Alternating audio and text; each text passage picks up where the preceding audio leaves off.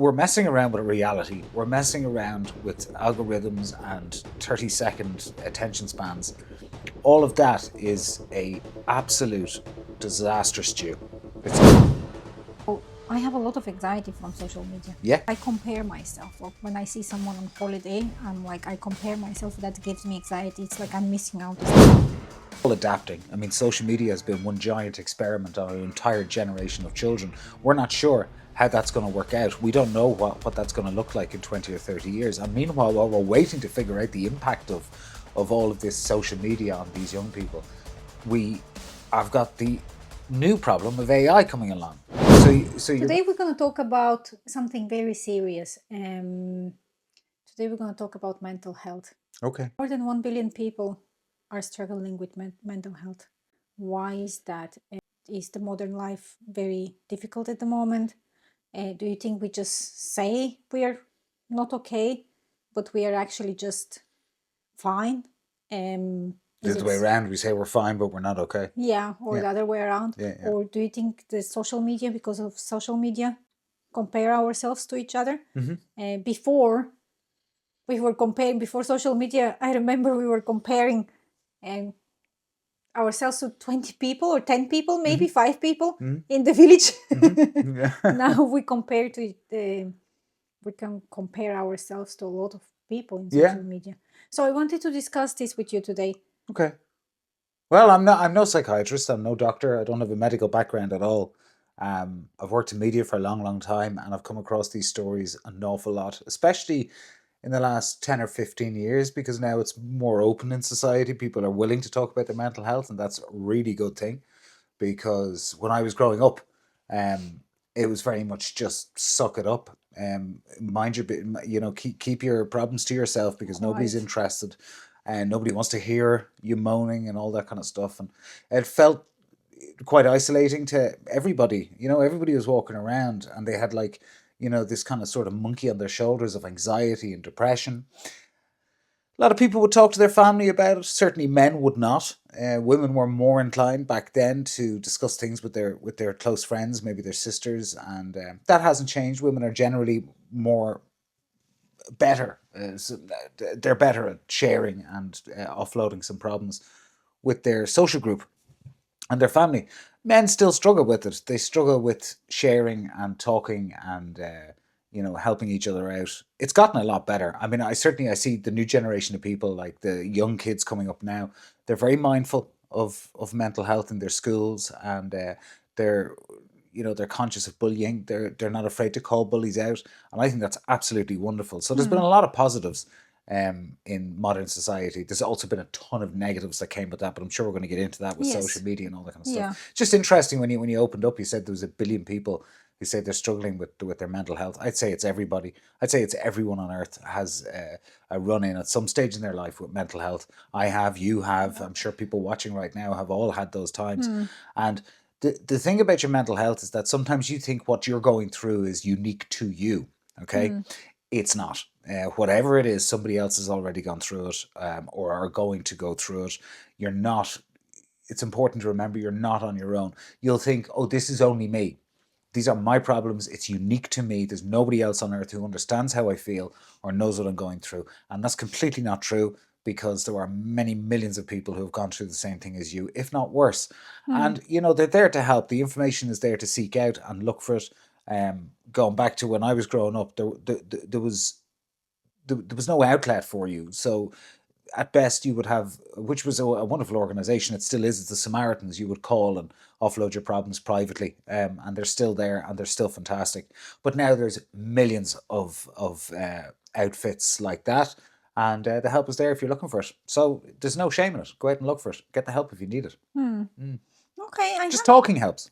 I have some questions for you about this. She always has questions. I'm always here with the questions. Are mental health problems really increasing, or we're just talking about them more?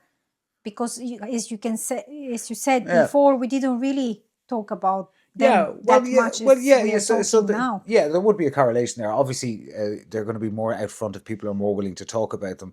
Are they increasing in load? I'm not so sure, because people have always had these anxieties and fears and stresses in their life.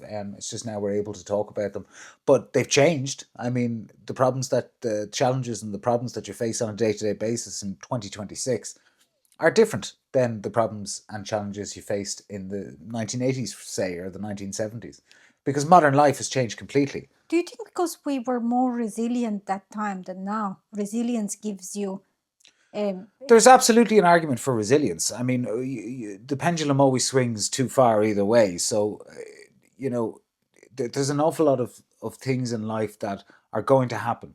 Okay, that's just the way life is. There's going to be challenges.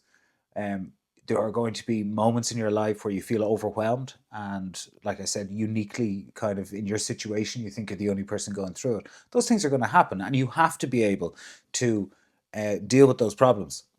But that's up to the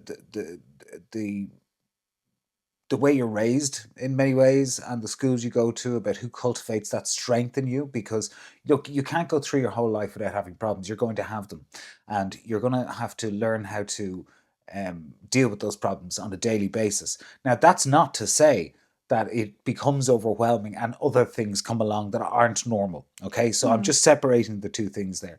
There are little challenges in day-to-day life, like you miss your bus. Okay, you get upset about it. Is it going to ruin your whole day, or are you going to be resilient and move on from that? Or are you going to use it like a domino and say, oh, well, I missed my bus because I'm fat, because I'm lazy, because I don't eat right? And you're going to go, like, you have to be able to discern, where to focus your energy on when you've got all these problems in life.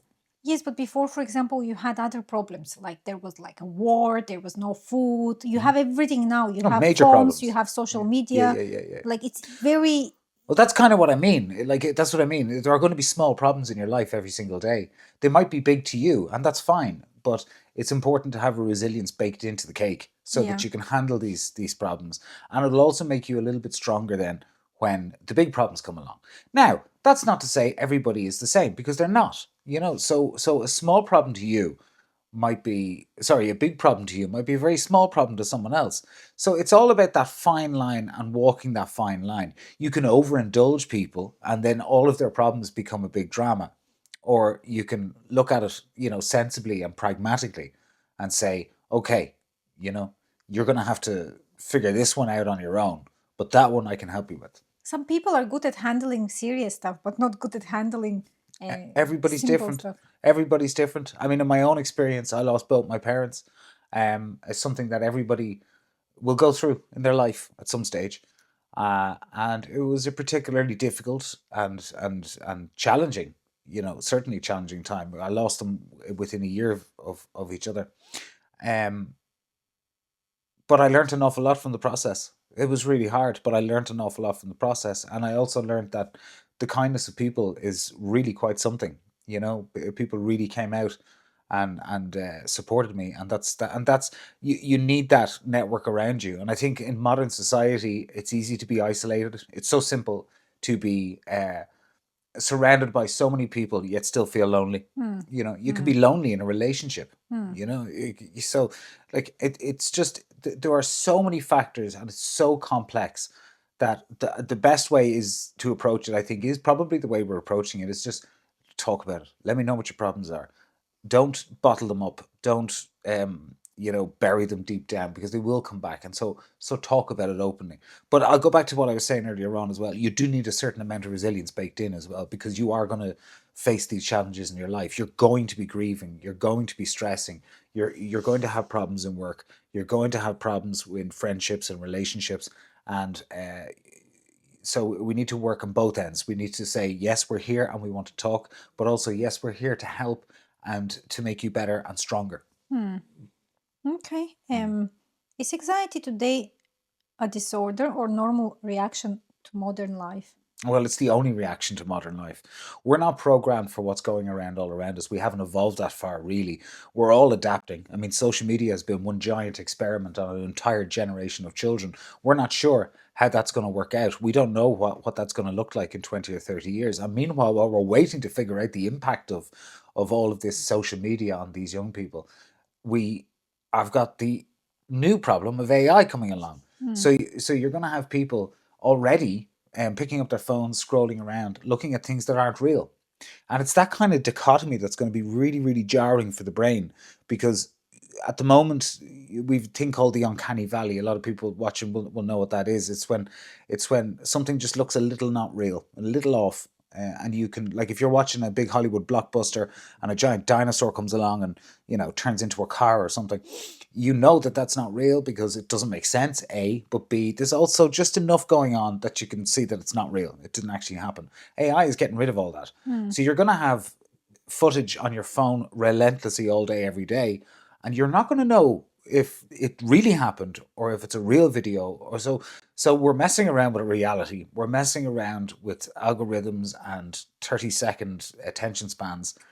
All of that is a absolute disaster stew. It's all these bad ingredients going into a stew, and we're not going to like the taste of it, I don't think.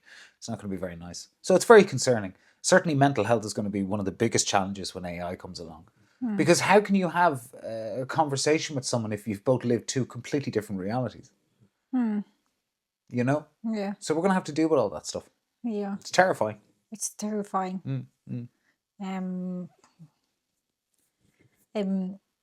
is comfort made us mentally fragile? Has comfort made us mentally fragile? That's going back to my resilience point. Modern life is, in many ways, a lot easier, than it was 50 years ago. It's more difficult in other ways as well. But in terms of living your life on a day-to-day basis, the struggle is made an awful lot easier because of modern techniques and modern innovations. So, we buy our food now in plastic bags and just take it home and cook it. You used to have to grow it, or or you used to have to not go to one shop to buy everything. You used to have to go to 5 or 6 different shops and buy all those different things if you were making a dinner. You So need patience, maybe? well, I get patience, but also community and socializing, because you'd have to go to the fruit and veg guy for the carrots. Say you were making a bowl of Irish stew. You'd need to go to the fruit and veg guy for the carrots and the onions and the potatoes. You need to go to the butcher for the meat. And then you need to go to the grocery store for the stock and the Worcestershire sauce and the tomato puree and all those kinds of bits. And then you have to come home and cook it and feed a load of people. So there was a social element to even just that. That's just one example. And modern life has completely gotten rid of that. You can get your food delivered to the house. You don't even have to cook it. So there are certain struggles that have been eliminated, and there's new struggles that came along, like social media and online bullying for kids, which is really, really awful. Because, as I said, the younger generation now are being a bit more cognizant of what's going on around them in terms of bullying and fairness. So they will stick up for each other in the real world. But then they all go home and it sneaks online, because it's all one-on-one there. You can do whatever you want. Or you can gang up even on one person online. So look, it's a very complex thing, and humanity's going to have to figure it out. If we go back to social media, do you think social media is the biggest psychological experiment in history? Yeah. Like, for example, I have a lot of anxiety from social media. Yeah, But everyone I does. don't want to forget. For example, I compare myself. Like when I see someone on holiday, I'm like, I compare myself. That gives me anxiety. It's like I'm missing out. It's like FOMO.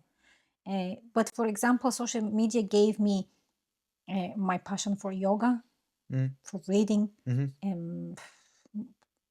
don't know, yes, gym. Yeah, it's Sports, opened up like- a load of stuff to you. Yes, Yeah. it's like it gives me anxiety, but motivates me to do stuff as well. Well, it's like everything else in the world. There's a benefit to things, but there's also drawbacks to things. Nothing is absolutely perfect. Yeah. So whilst social media and the internet itself has opened up a whole new world of knowledge and education to people, it's also opened up a whole world of hurt and pain and jealousy and all the negative things about humanity. And everything does. AI is going to do the same thing. Is it easy to control The Industrial it? Can you Revolution did the control same. it? Sorry, the Industrial Revolution did the same thing. It made economic disparity. So there's going to be drawbacks and good things about everything. And unfortunately for social media, the drawback is limited attention spans, online bullying, normal emotions like fear of missing out and jealousy and why isn't my life as good as the person's life that I'm looking at on the screen. So I think it's important to remember as well that whoever you're looking at on this, this algorithm of holidays and money and yachts and all that kind of stuff. They're human. They've got the same problems as you, exactly the same problems. And then the person who's looking at this will say, I need to go out and do that exact same thing. So then they'll go on holiday and they'll say, I need a boat to make a picture, to do this. And it's this perpetual load of nonsense where people are running around after each other and nobody's actually living their life. You know, they just want to. Never ending It's the never ending chasing. circle of crap. You know, because, oh, I got a picture on a boat. Well, good for you. So did the other guy. But they have problems, you have problems. Everyone's got real life problems. So look, that's one aspect of it. But that's gonna ruin your mental health. You shouldn't be thinking about things like that. You know, you should be clearing your mind every single day, and you should be grateful for what you have, and you know, grateful for the opportunities that you know you can go and find in your life, and try and live like that. It's not easy. I mean, I'm no guru. It's really difficult. But if you can have that central kind of home button in your body where you go back, Stability. you just go back and go, this is all nonsense. So I'm just going to focus on myself, and but it's easier said than done. I mean, Being present. yeah, be present, all those kinds of things, But like, look, there's no doubt that mental health is, a really, really hot topic, and it will be forever, I hope, because we have spent thousands of years being concerned about our physiques, our muscles, and then we got into our health, the inside, like looking after your heart and your kidneys and all that kind of stuff. And like the last thing that people started talking about was the brain, and the brain is everything. It fuels absolutely everything. It controls addictions, it controls impulses, it controls depression. And finally, we've gotten around to really, and we don't know much about the brain. We know very little, actually. They're still studying it, and it's a bit of a mystery. So, the old ways still stand. When dealing with stress, exercise is fantastic. A good sleep cycle is fantastic. A good diet is fantastic. And remaining active and social is fantastic. Forcing yourself to do those things, because they don't come naturally all the time. You have to force yourself. Discipline. You have to find that to get out of the house and leave it. You'll still have your moments. You'll still have your moments where it's too much. Discipline maybe somehow helps. Absolutely. It really does. Discipline helps. Um, Easier said than done, though. I'm a devil for it. are we comparing ourselves into depression? Yes. Yes. Because everything you see online is a facade. Everything. Absolutely everything. 50 years ago, you used to see Hollywood stars the odd time in a magazine or on a chat show, but the only time you really saw them was in a movie. And they felt like a million miles away because it was just, they were a mystery. You didn't know their politics. You didn't know, what they were like, really in real life, like, on a day-to-day basis. You never saw into their houses. You never saw life with their kids. You never saw their beautiful holidays in Saint-Tropez or Monaco or anything. You didn't see any of that stuff. Yeah. You just saw stars and you were like, that's amazing. And there was a disconnect there, and it was a good disconnect in my opinion. Now, I mean, you're looking up their nose. They're like, oh, look at the nose hairs I picked out today. It's like, Jesus, come on. So it's gone way too far. And people are now comparing their kitchen to Matt Damon's kitchen. Stop. Matt Damon's got a nice kitchen, I assume. But I'm sure you do too. It doesn't matter. He's not comparing his kitchen to yours. It's a waste of time. Just waste time. Has therapy culture turned pain into identity? Yeah, I mean, that goes back to my first point about resilience and also acknowledging the challenges of mental health. That, yeah, I mean, you can overindulge, certainly, and you can invent things, and which will probably make the matters worse. If you tell a teenager how to feel, or if they're not feeling a certain way that you think they should be feeling, you can put things into their head. You can do more damage than good as well. So it's a very fine line that needs to be walked. Um, are we overdiagnosing ourselves? Overdiagnosing. Hard to say. A lot of people would say definitely. A lot of people would say not enough. I use for everything trauma, for example. Yeah, I think some of the words have gotten. Well, that's a problem with modern society, is that the words have been used so much they've almost lost their meaning. So like missing your bus is not a trauma. Okay, it's not a trauma. It's inconvenient. It's a pain in the ass. It's not traumatic. Okay, so yeah, we need to be a bit more careful about where we use our words and how we use our words. It's like It's like if we're watching a movie and I like it and you don't like it, and you turn around and you go, "Oh, you're such a gaslighter." It's like, huh? Huh? Has Yes, gaslighting and trauma is used every day, a Yeah, lot yeah, of yeah. times. It's like I just like the movie. Sorry. Uh, is medication overused today? Yeah. Yeah. For sure. Antidepressants, all that stuff. No good. Is the system I broken? mean, sorry, I'm not saying it's no good. You have to be, I mean, it's really good for people who really need it. And that's up to the doctors to decide if somebody needs that little help in their life to move on. But the doctor will also say in the same breath is, I will give you this to help, but you will also need to exercise, sleep well, eat well, discipline yourself and, work with the medication. So are we over prescribing? I would imagine, yes, we are, because we overprescribe everything from antibiotics to painkillers. So, yeah, I would imagine it's been absolutely oversubscribed. But that's in the Western world. There's lots of parts of the world where, these issues aren't really being talked about or whatever. Yeah, I mean, I'm not sure about, mental health in China, if it's a big deal. I really don't know. I can only speak from the Western palette, so to speak. Is the system broken or individuals not resilient enough? With the Neither, to be honest. I think the system's improving. For sure. There's help out there, like we were saying earlier on. More help than ever in the history of the world. Where if you really need someone to talk to or someone to give you, that little help, it's all there. Everything is getting more expensive, though. Yeah, well, I Life mean, is it should be harder. free. I mean, mental health. Any help for mental health should be absolutely free because it's to the benefit of the country. A happy nation is a productive, good nation.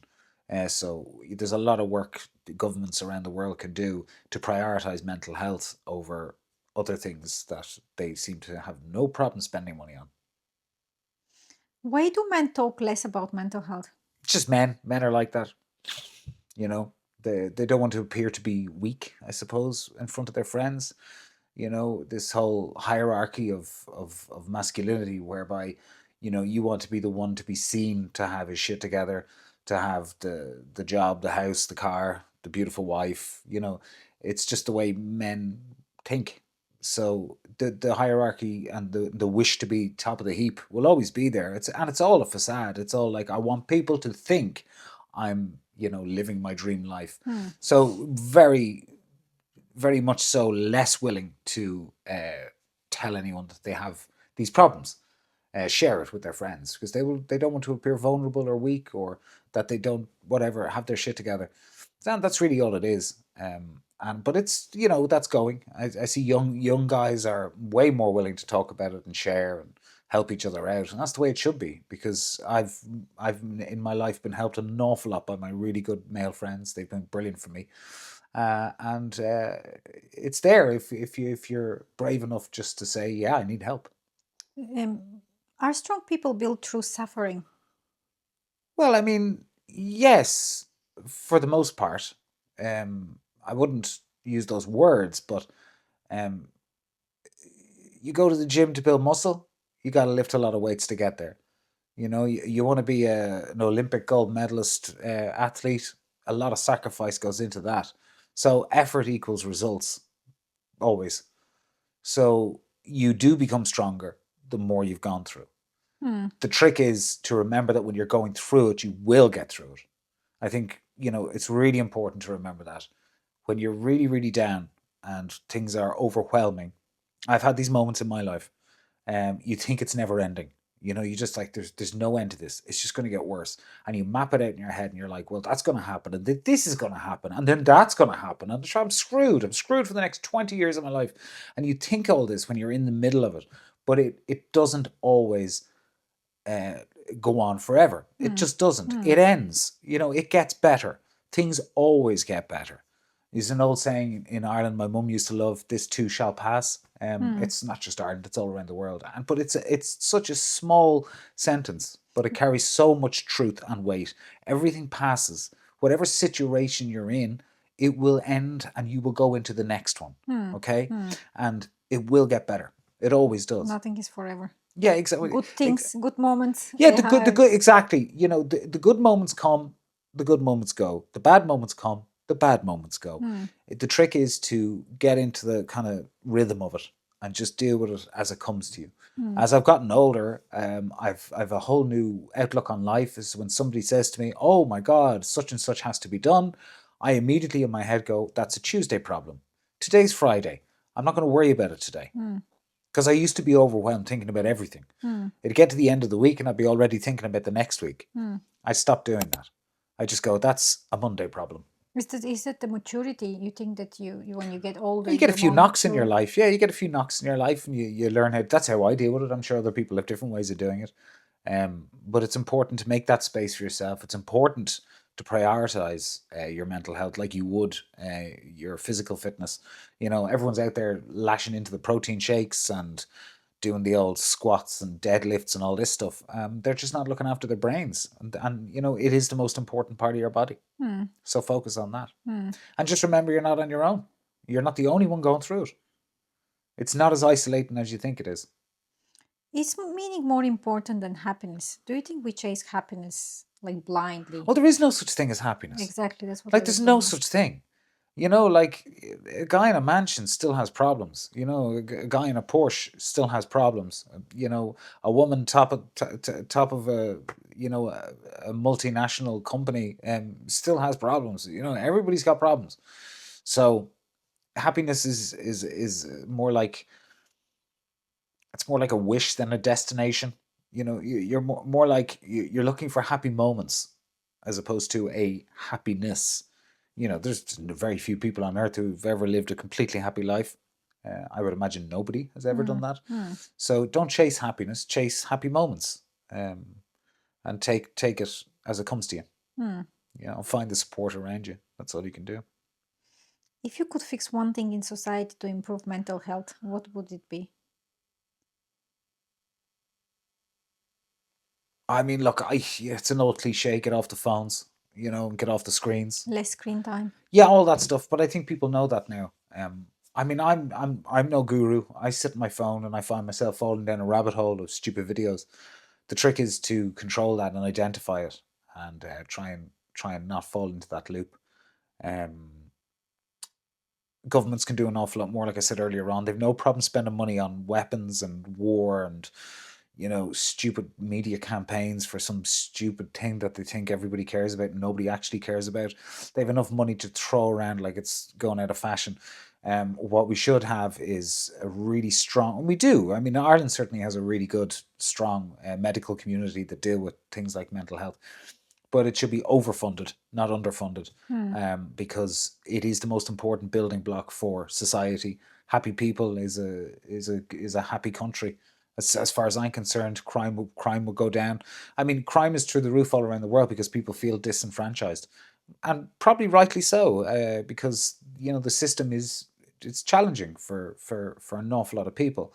So you need to get people early and get them leveled out and tell them they're not on their own. That'll sort it out. Like, I know what I'm talking about, by the way. I'm sitting here talking like I'm Dr. Phil. I'm not Dr. Phil. It's just my opinion. Yes, it's just your Yeah. experience. It's Like just we my are talking experience. about our experience Yeah, yeah, yeah. with mental health Yeah, yeah. because like everyone struggles with mental health. Well, a couple of people said to us you should talk about mental health. I wasn't sure we were doing it tonight, but yeah, that's Hmm. good. I'm glad Hmm. we're doing it. Hmm. So there you go. And if any of you have an opinion, please share it with us. Yes, tell us, what do you think? Do you think we are weaker now than before? Anything? Do you agree or disagree with anything I said? I'm sure Yes. many people disagree with me, and that's fine. Yes. Maybe some people agree with me. Let us know. Criticize him. Yeah, please. She loves it. Criticize him. Challenge him. Challenge. She loves that too. She's gaslighting me now. So that's it on mental health. Yeah. Okay, If you cool. want to say something else? No, that's it. Just listen. If you're watching it and you're feeling down at the moment, and you think you're looking at me and you're going, "Ah, sure, he doesn't know what I'm going through." I don't, but I do know that it'll pass, and you'll be with the right people around you, and listening to the right people and doing the right thing, you'll get through it. It passes. Everything passes. Yeah, someone said something. I want to finish with this. That you're careful what you're eating, right? You're careful. You don't eat sugar every day. You don't eat like fat food every day. You have to be careful what you're getting into your brain as well, what you're watching and what you're listening, Hmm. what you're believing. Yeah, just protect your brain as much as protecting your body, I would Absolutely. say. Yeah, 100%. 100%. Couldn't agree with you more. Start with the brain. Mm. Yeah, yeah. Thanks, guys. Thank you. See you next time. Look after yourselves. Bye, bye, bye.